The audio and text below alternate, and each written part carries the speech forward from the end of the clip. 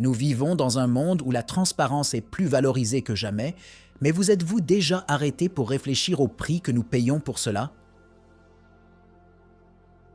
Le besoin constant d'être visible, de partager tous les aspects de notre vie, nous consume.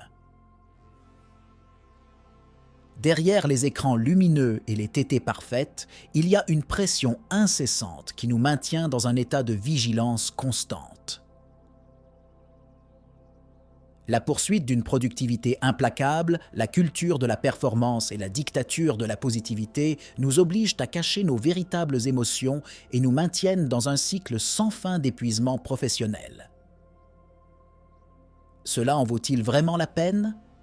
Nous sommes tous dans une course désespérée pour ne pas être laissés pour compte, inondés par un flot d'informations que notre cerveau ne peut tout simplement pas traiter. Le multitâche, que beaucoup considèrent comme une compétence essentielle, nous épuise encore plus. Qu'en est-il de la glorification du burn-out? Cela ne fait qu'empirer les choses. Nous devons parler de la façon dont la technologie nous aliène, de la façon dont notre attention est transformée en marchandise et de la façon dont la comparaison constante sur les médias sociaux détruit notre estime de soi. Byung-Chul Han a un avertissement urgent pour nous tous. Il est temps de repenser nos priorités et de trouver un véritable équilibre avant qu'il ne soit trop tard. La société de la transparence. Comment l'exigence d'une visibilité constante nous épuise.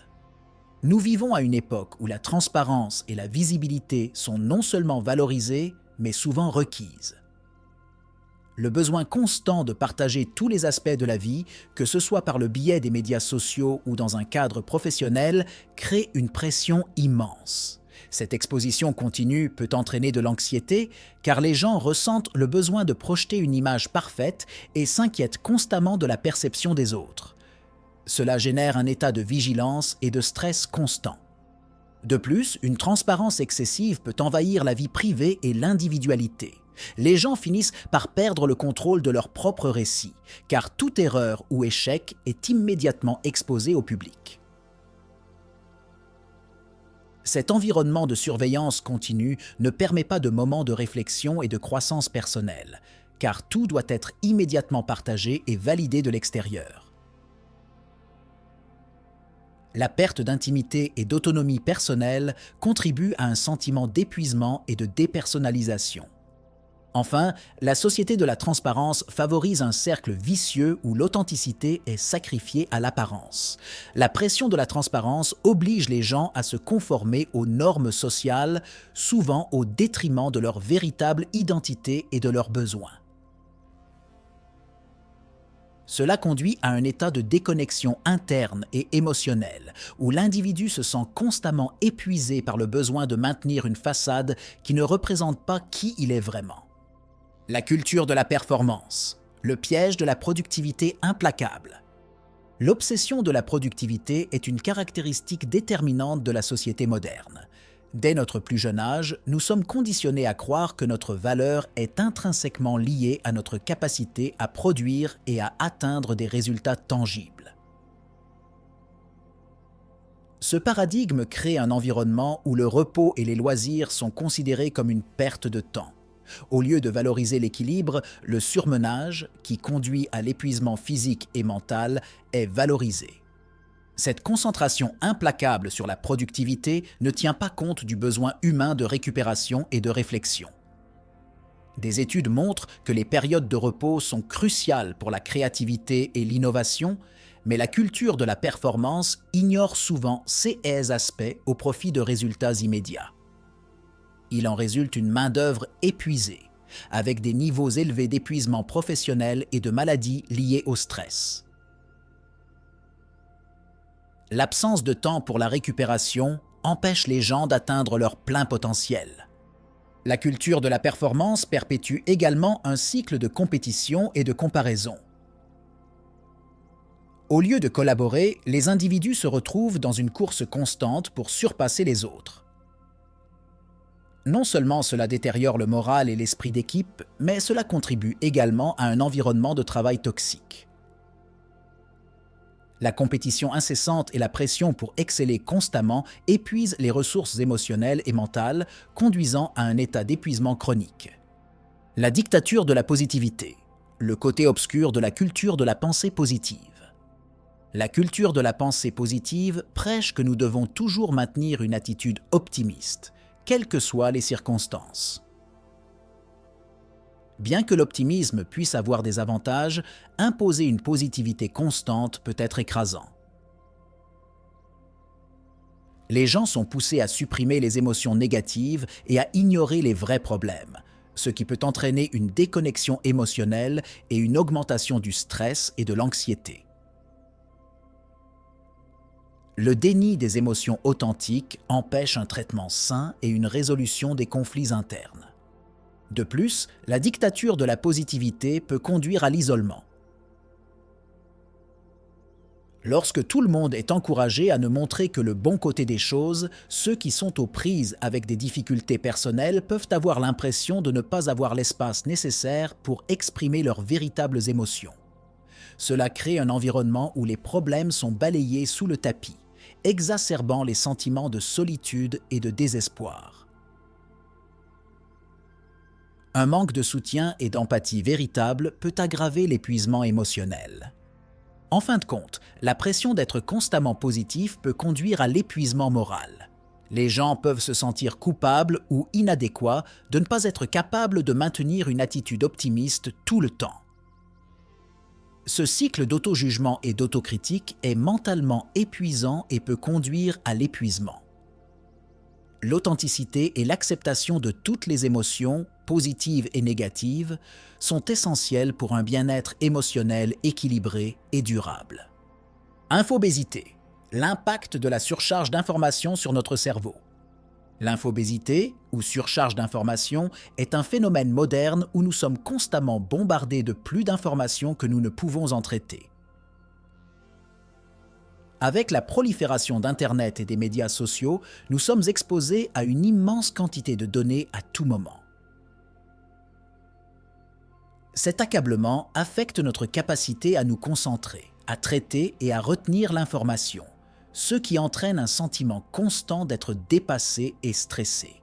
L'incapacité à filtrer l'essentiel du superflu peut conduire à des décisions irréfléchies et à un épuisement mental. Cet excès d'informations affecte également la qualité de notre sommeil. L'exposition constante aux écrans et la nécessité d'être toujours à jour interfèrent avec notre rythme circadien, entravant notre capacité à nous détendre et à obtenir un sommeil réparateur. Le manque de sommeil de qualité, à son tour, exacerbe les symptômes de l'épuisement professionnel, créant un cercle vicieux où l'individu ne se sent jamais vraiment reposé. La privation de sommeil a de graves conséquences sur la santé physique et mentale, notamment des problèmes de mémoire, la dépression et l'anxiété. De plus, l'infobésité crée un sentiment d'urgence constante. La nécessité de répondre aux messages, aux emails et aux mises à jour en temps réel signifie qu'il n'y a jamais un moment de véritable déconnexion. Cette pression constante pour être disponible et engagé contribue à des niveaux accrus de stress et d'épuisement professionnel. L'incapacité à se déconnecter et à se ressourcer est l'un des principaux facteurs qui conduisent à l'épuisement professionnel dans la société moderne. L'illusion du multitâche. Pourquoi faire trop de choses à la fois nous épuise?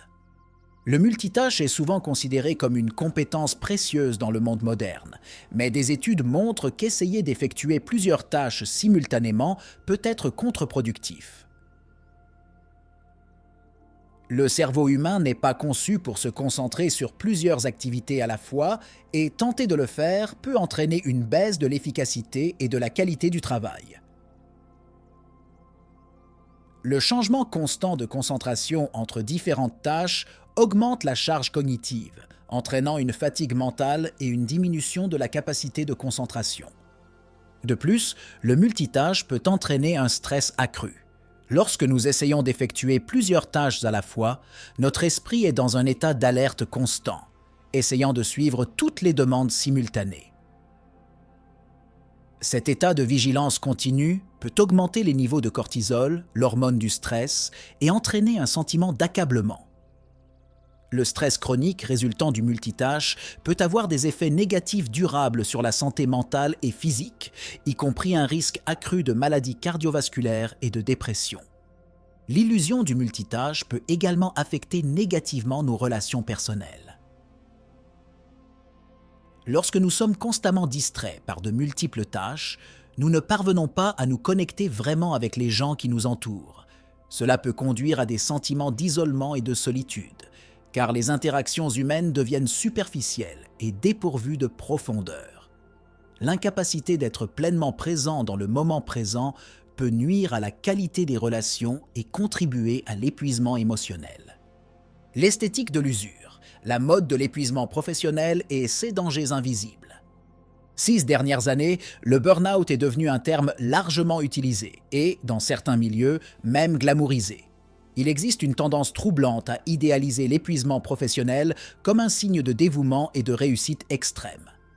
Cependant, cette esthétique du porc masque les dangers réels et les impacts négatifs du burn-out sur la santé physique et mentale. Célébrer l'épuisement professionnel comme un trophée peut amener les gens à négliger les signes avant-coureurs qu'ils dépassent leurs limites.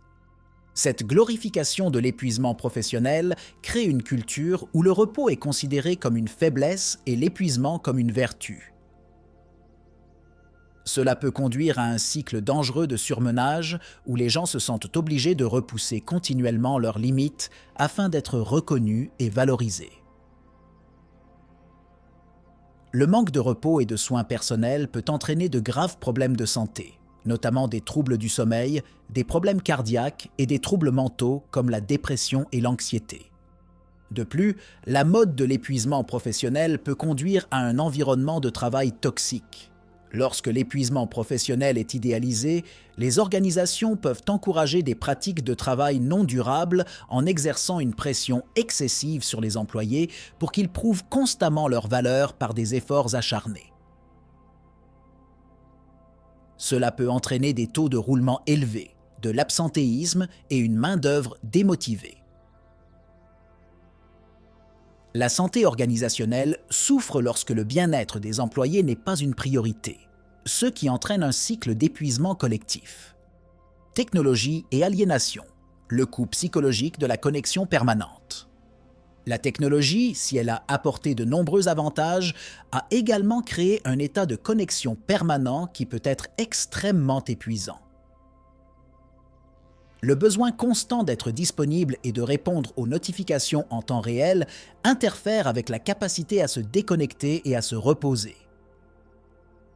Cette connexion continue peut conduire à un sentiment d'aliénation, où les gens sont physiquement présents mais mentalement absents, toujours attachés à leurs écrans. Cette hyperconnexion peut avoir un effet négatif sur la santé mentale. Le bombardement constant d'informations et la pression pour réagir immédiatement créent un état de vigilance continue, ce qui rend difficile la détente. Cela peut entraîner des niveaux accrus de stress et d'anxiété, ainsi qu'un sentiment d'épuisement constant.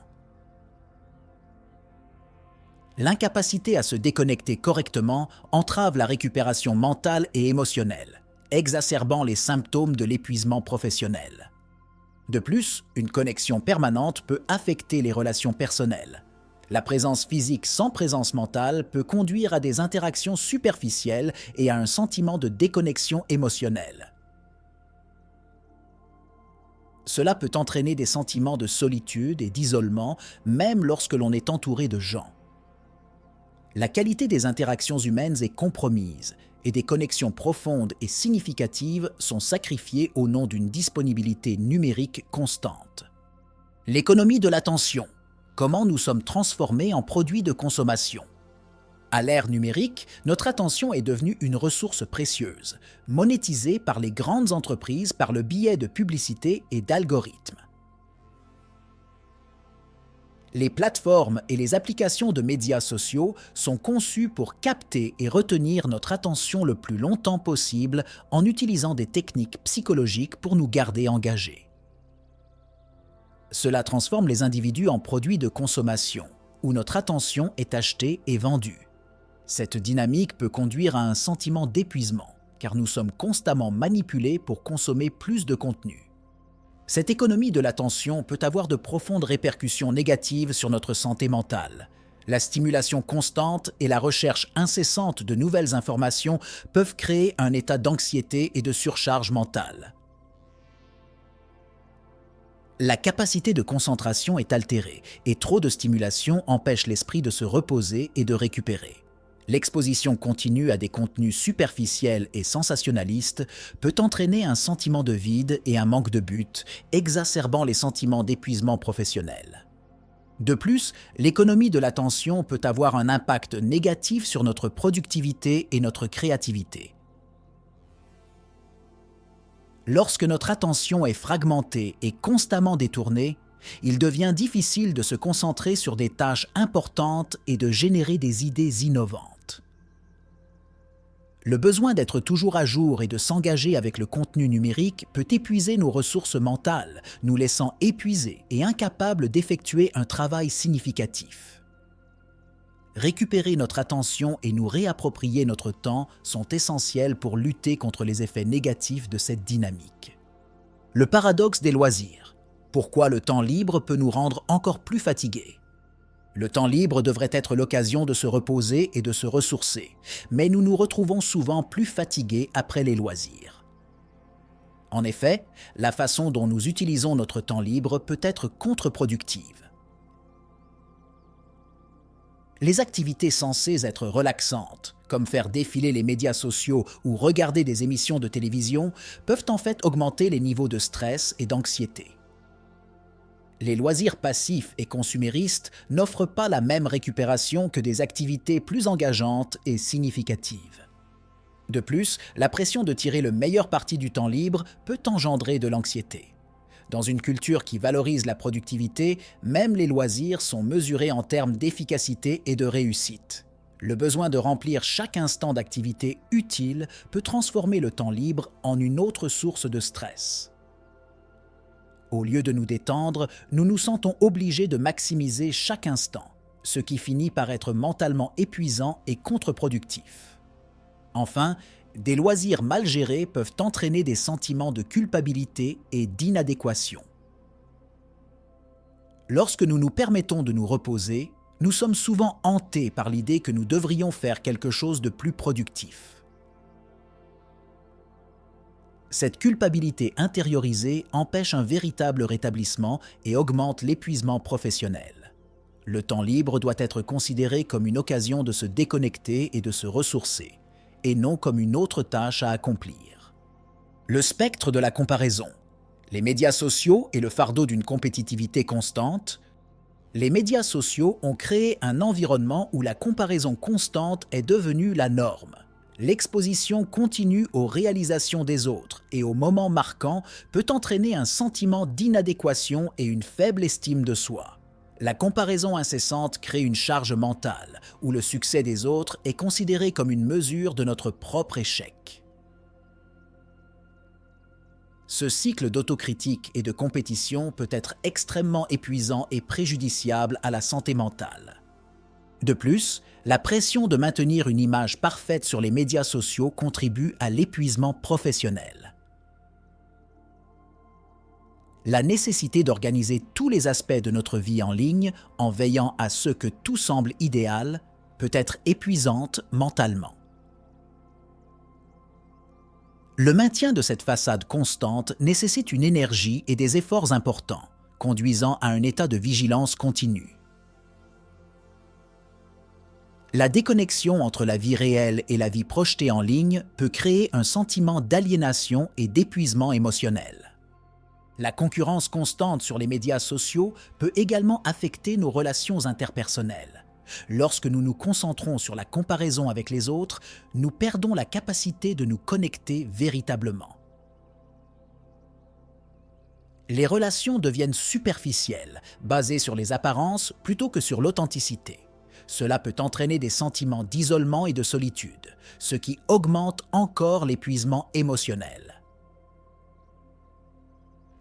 Cultiver une présence en ligne plus authentique et moins compétitive est crucial pour préserver notre santé mentale. La recherche de l'équilibre. Des stratégies contre-productives qui nous rendent plus stressés. La recherche d'un équilibre entre vie professionnelle et vie privée est un objectif commun, mais les stratégies adoptées peuvent souvent être contre-productives. Essayer d'équilibrer tous les domaines de la vie peut créer une pression supplémentaire, où chaque aspect doit être également parfait. Cette recherche incessante d'un équilibre optimal peut se transformer en une autre source de stress plutôt que de soulager. La perfection dans tous les domaines est un objectif inatteignable et épuisant. De plus, de nombreuses stratégies populaires pour atteindre l'équilibre peuvent être inefficaces. Des techniques telles que le multitâche ou l'imposition d'horaires rigides peuvent augmenter les sentiments d'accablement et d'épuisement. L'incapacité à faire preuve de souplesse et à ajuster les priorités en fonction des circonstances peut entraîner un épuisement professionnel supplémentaire. Il est essentiel d'adopter une approche plus holistique et adaptable qui vous permette de répondre aux exigences de la vie de manière plus équilibrée et durable. Enfin, la recherche de l'équilibre ignore souvent le besoin de repos et de soins personnels. La culture de la productivité et de la performance continue peut amener les gens à négliger l'importance des moments de pause et de récupération. Le véritable équilibre implique non seulement une gestion efficace du temps, mais aussi la capacité de se déconnecter et de se ressourcer. Intégrer des pratiques d'auto-soin et reconnaître l'importance du repos sont essentiels pour éviter l'épuisement professionnel. La philosophie du silence. Les leçons de Byung-Chul Han sur l'importance du loisir et de la contemplation. Byung-Chul Han souligne l'importance du silence et de l'oisiveté comme forme de résistance à l'épuisement moderne. Dans une société qui valorise la productivité incessante, l'oisiveté et la contemplation sont considérées comme une perte de temps. Cependant, Han soutient que ces moments de pause sont essentiels pour la récupération mentale et émotionnelle. Le silence permet une reconnexion avec soi-même, offrant un espace de réflexion et de croissance personnelle. L'oisiveté, selon Han, n'est pas seulement l'absence d'activité, mais une forme d'existence où l'individu peut s'éloigner des pressions extérieures et trouver un état d'équilibre interne. La contemplation offre l'occasion d'observer et de comprendre le monde de manière plus profonde, sans l'urgence de produire ou de consommer. Cet état d'être peut renouveler les énergies et restaurer la créativité, qui sont souvent épuisées par le train-train quotidien. Enfin, la philosophie du silence et de l'oisiveté remet en question la culture de la performance et de la transparence. En valorisant les moments d'introspection et de repos, Han nous invite à reconsidérer nos priorités et à reconnaître la valeur de l'immobilité. Intégrer des pratiques de contemplation et trouver du temps pour le silence peut être une réponse puissante à l'épuisement professionnel, permettant une vie plus équilibrée et plus significative. La récupération de notre humanité par le silence et l'oisiveté nous rappelle l'importance de ralentir et de redécouvrir ce qui compte vraiment. Nous sommes tous dans cette course effrénée, mais il est possible de trouver une issue. Et si nous commencions à valoriser l'oisiveté, la contemplation, le silence, peut-on se déconnecter pour vraiment se reconnecter à soi-même? Byung-Chul Han nous met au défi de repenser ce qui compte vraiment, de redécouvrir la beauté du temps libre sans culpabilité, sans précipitation. Ne serait-il pas incroyable de vivre sans la pression constante d'être productif tout le temps? Pensez aux dernières 24 heures de votre vie. Combien de fois vous êtes-vous senti vraiment présent? Combien de fois avez-vous vraiment pu vous reposer? Répondre à ces questions peut être la première étape vers le changement nécessaire. Nous devons nous réapproprier notre humanité, donner la priorité à notre bien-être et trouver un équilibre qui nous permette de vivre pleinement. L'épuisement professionnel ne devrait pas être notre état naturel.